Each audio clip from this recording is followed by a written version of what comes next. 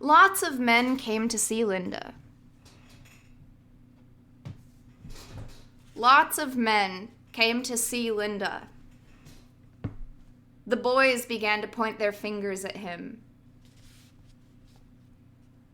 In the strange other words,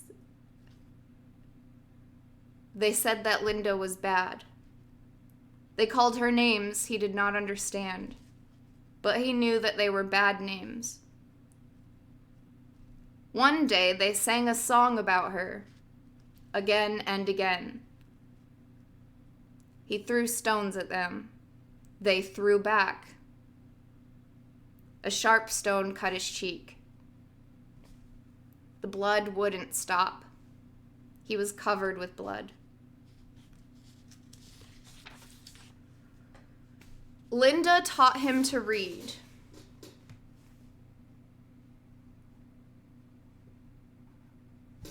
Hold on.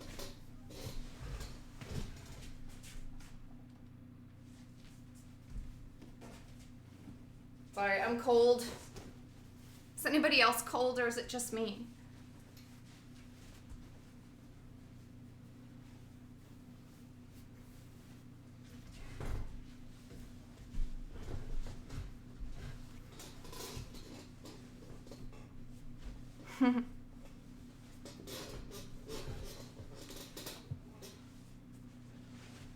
Oh, well, damn, good for you.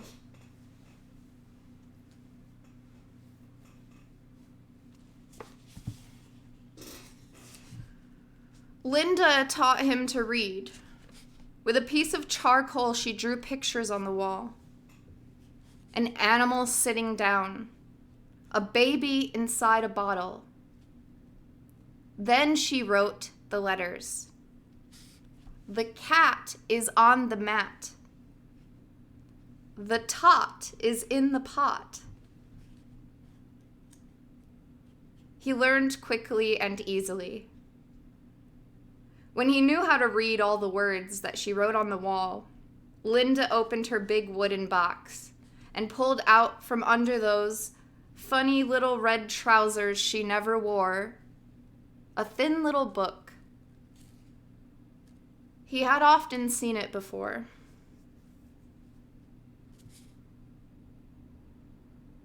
When you're bigger, she had said, you can read it.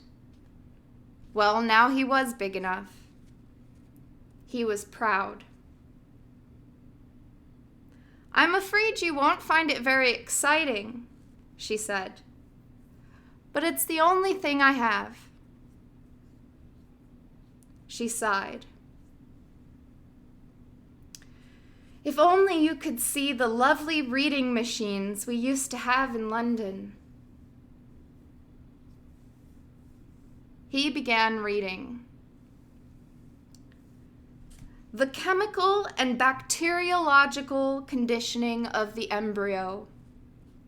Practical instructions for beta embryo store workers. It took him a quarter of an hour to read the title alone. He threw the book on the floor. Beastly, beastly book, he said, and began to cry. What a stupid kid. I read it right the first time.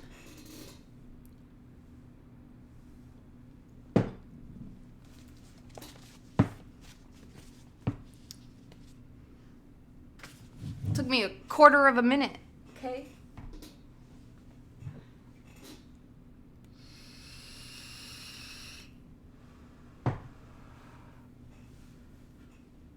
Hello, Zotralord.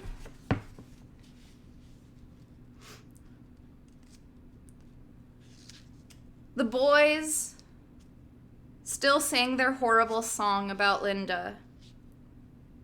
Sometimes, too, they laughed at him for being so ragged. When he tore his clothes, Linda didn't know how to mend them.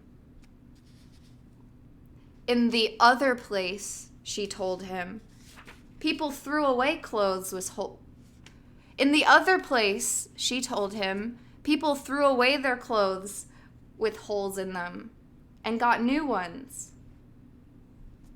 "Rags, Rags," the boys used to shout at him. "But I can read," he used to say to himself. "I can read and they can't. They don't even know what reading is." It was fairly easy, if he thought hard enough about the reading, to pretend that he didn't mind when they made fun of him. He asked Linda to give him the book again.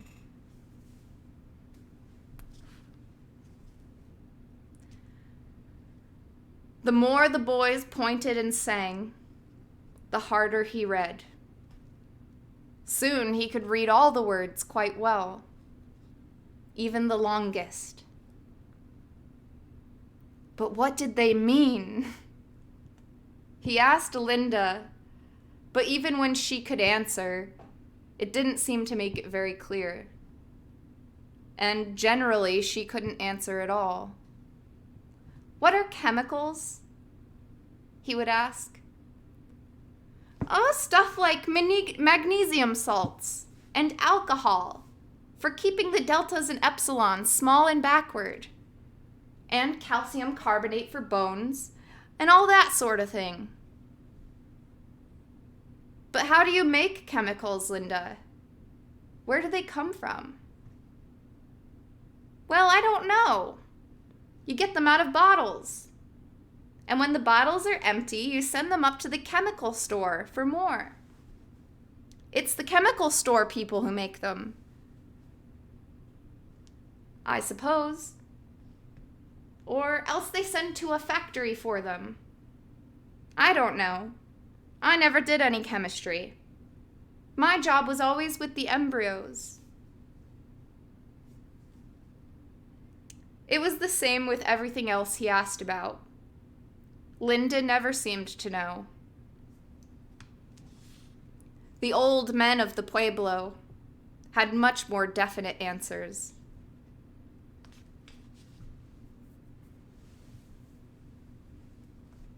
That's above my pay grade.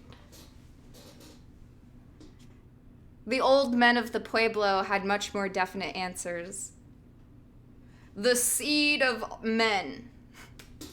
I'm trying to do an old man voice. The seed of all men and all creatures. The seed of the sun and the seed of the earth and the seed of the sky. Awona Willona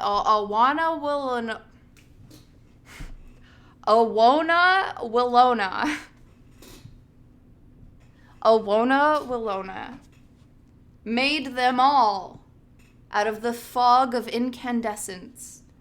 Oh, sorry, increase. I just, my brain, you know. Awona Willona made them all out of the fog of increase. Sounds good to me. Now the world has 4 wombs, and he laid the seeds in the lowest of the 4 wombs, and gradually the seeds began to grow.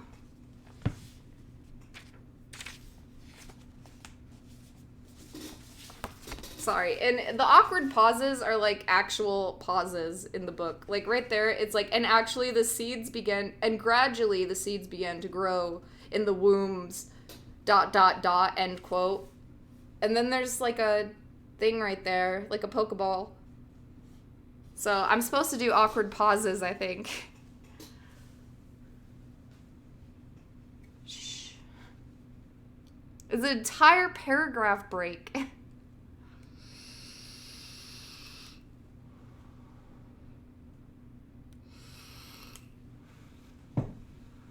Thank you. Thank you, chat, and thank you, viewer. One day, John calculated later that it must have been soon after his 12th birthday. He came home and found a book that he had never seen before, lying on the floor in the bedroom. It was a thick book and and looked very old. The binding had been eaten by mice. Some of its pages were loose and crumpled. He picked it up and looked at the title page. The book was called The Complete Works of William Shakespeare.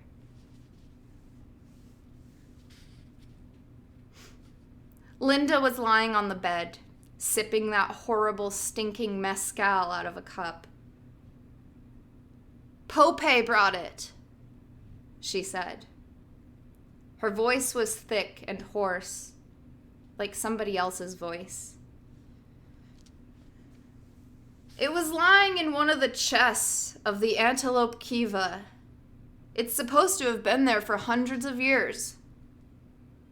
I expect it's true, because I looked at it and it seemed to be full of nonsense. Uncivilized. Still, it'll be good enough for you to practice your reading on." She took a last sip, set the cup down on the floor beside the bed, turned over on her side, hiccuped once or twice, and went to sleep. He opened the book at random.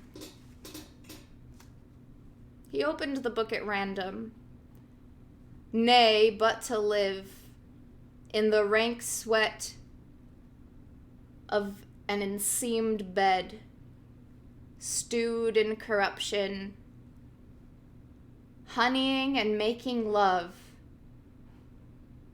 over the nasty sty. The strange words rolled through his mind, rumbled like the drums at the summer dances, if the drums could have spoken. Like the men singing the corn song. Beautiful, beautiful, so that you cried. Like old Mitsima saying magic over his feathers, and his carved sticks, and his bits of bone and stone. Kiathla silu, siloque, Kiao silu stil, thila. But better than Mitsima's magic, because it meant more, because it talked to him, talked wonderfully and only half understandably, a terrible, beautiful magic about Linda. About Linda lying there snoring with the empty cup on the floor beside the bed. About Linda and Pope. Linda and Pope. He hated Pope more and more. A man can smile and be a villain. Remorseless, treacherous, lecherous, kindless villain. What did the words mean exactly? He only half knew. But their magic was strong and went on rumbling in his head. And somehow it was as though he had never really hated Pope before. Never really hated him because he had never been able to say how much he hated him. But now he had these words like drums and singing and magic. These words and the strange, strange story out of which they were taken. He couldn't make head or tail of it, but it was wonderful, wonderful all the same. They gave him a reason for hating Pope, and they made his hatred more real. They even made Pope himself more real.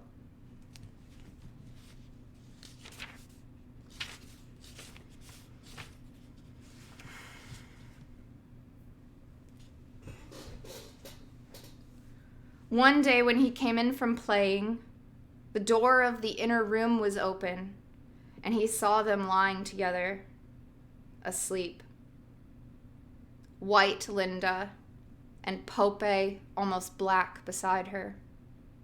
With one arm under her shoulders and the other dark hand on her breast, and with one of the plaits of his long hair lying across her throat, like a black snake trying to strangle her. Pope's gourd and a cup were standing on the floor near the bed. Linda was snoring. His heart seemed to have disappeared and left a hole. He was empty. Empty and cold, and rather sick and giddy. He leaned against the wall to steady himself. Remorseless, treacherous, lecherous. Like drums, like the men singing for the corn, like magic. The words repeated and repeated themselves inside his head.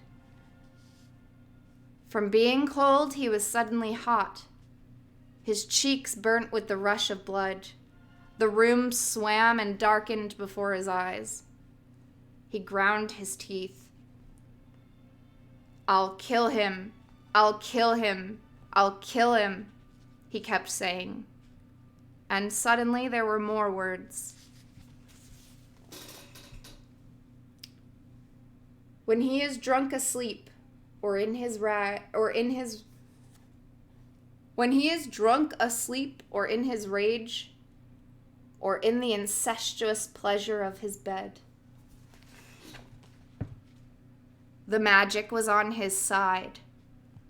The magic explained and gave orders. He stepped back into the outer room. When he is drunk asleep. The knife meant for the meat was lying on the floor near the fireplace. He picked it up and tiptoed to the door again. When he is drunk asleep. Drunk asleep. He ran across the room and stabbed. Oh, the blood! Stabbed again, as Pope heaved out of his sleep, lifted his hand to stab once more, but found his wrist caught. Held. And oh, twisted. He couldn't move. He was trapped. And there were Pope's small black eyes, very close, staring into his own. He looked away. There were 2 cuts on Pope's shoulder.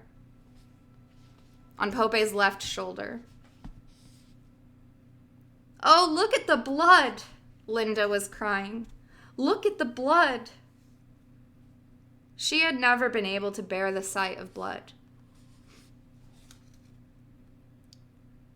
Pope lifted his other hand. To strike him, he thought. He stiffened to receive the blow.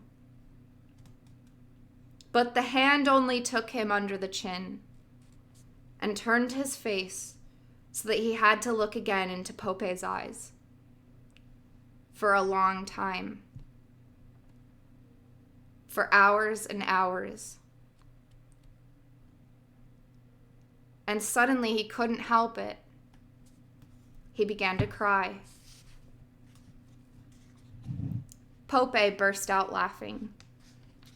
"Go," he said in the other Indian words. "Go, my brave Ahiuta." He ran out into the other room to hide his tears.